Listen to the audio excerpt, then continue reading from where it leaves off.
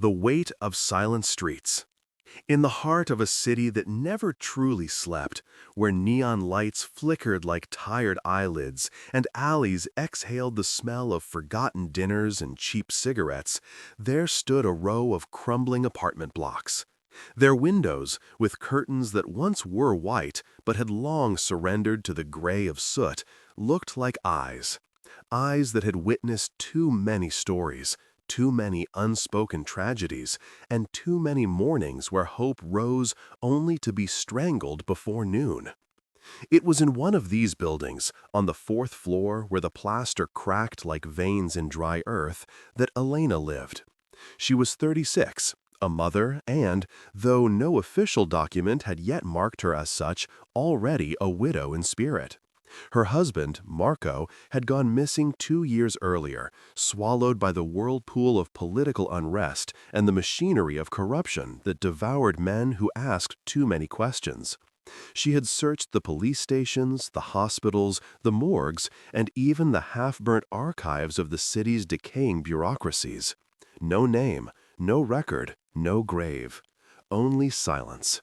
Silence had become her constant companion, as thick and heavy as the mildew that crept along the apartment walls.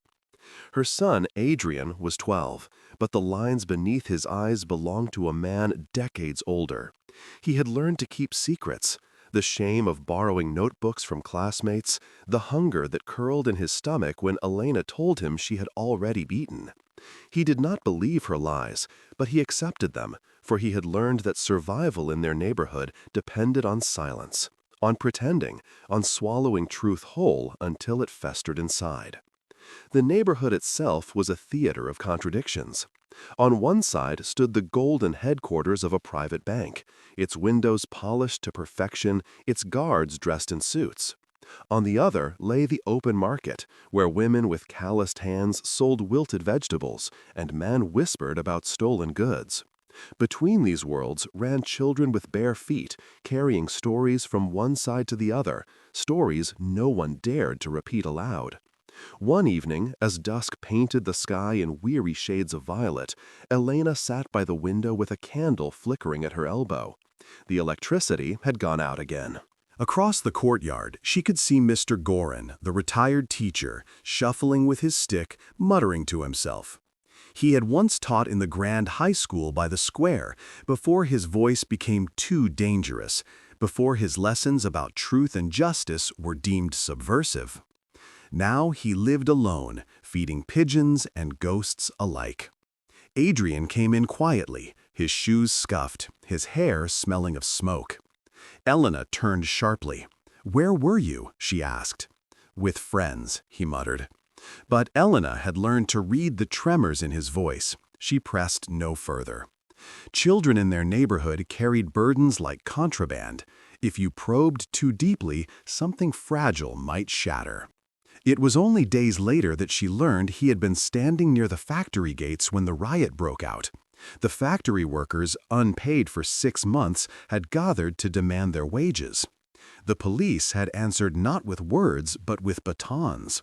Among the beaten was a man Adrian had secretly befriended, a mechanic named Davor, who spoke to the boy about courage, about the right to dream of more than bare survival. Adrian had carried water to the workers, and when the chaos erupted, he had been struck across the cheek by a baton. The bruise bloomed purple beneath his eye, hidden by his hair, but Elena saw it, and it burned in her chest like acid. She remembered Marco then, his fire, his refusal to bow, the way he had spoken about building a society where truth mattered more than silence. She had begged him to stop, begged him to think of Adrian, begged him not to write those articles that no one dared to publish. But Marco had said, "If I stop, what lesson does our son inherit? That fear is the only language we know?" And then he was gone, swallowed by the very silence he had resisted. Weeks slipped into months. Winter came with its merciless cold, and Elena pawned her last pair of earrings to buy firewood. Adrian's shoes no longer kept out the wet.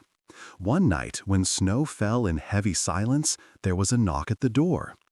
It was Davor, the mechanic.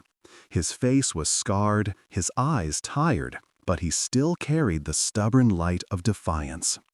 "Elena," he said softly, "we are organizing again. The city won't change unless we stand together. We need you." Elena's heart thundered. She wanted to slam the door, to protect what remained of her fragile world. But Adrian was standing behind her, his eyes wide, listening, learning. She realized then that silence, too, was a kind of betrayal. She had been trying to shield her son with quiet obedience, but in truth, she had been teaching him the art of surrender.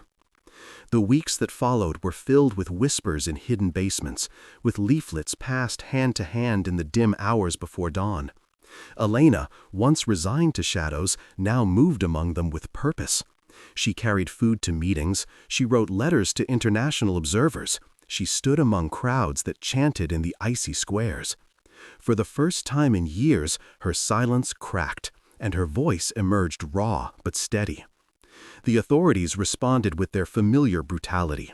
Police vans prowled the streets at night, people vanished, rumors multiplied. Fear spread like frost.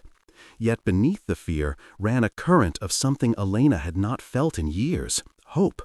It was fragile, yes, but alive. One bitter morning, the police came for Devore. Adrian watched from the window as they dragged him into a van, his fists clenched. "We can't just let them," he whispered, and Elena saw in him the same fire that had once burned in Marco's eyes. For a moment, terror consumed her. She feared losing him to the same silence that had swallowed his father. But then she understood. The city was teaching them both. To remain silent was to consent to erasure. To speak was to risk everything, but also to live truthfully, even if only for a fleeting moment. When the next march filled the square, Elena walked with Adrian beside her. Snow swirled around them, police lines glimmered with shields, and the air throbbed with chants. Elena's hand gripped her son's tightly. The crowd's voices rose, shaking the walls of the city that had so long demanded obedience. And though the batons would fall again, though cells would fill again, Elena knew something irreversible had begun. The silence was breaking. The streets, once mute witnesses, now carried a sound too loud to ignore, the sound of lives refusing to vanish quietly.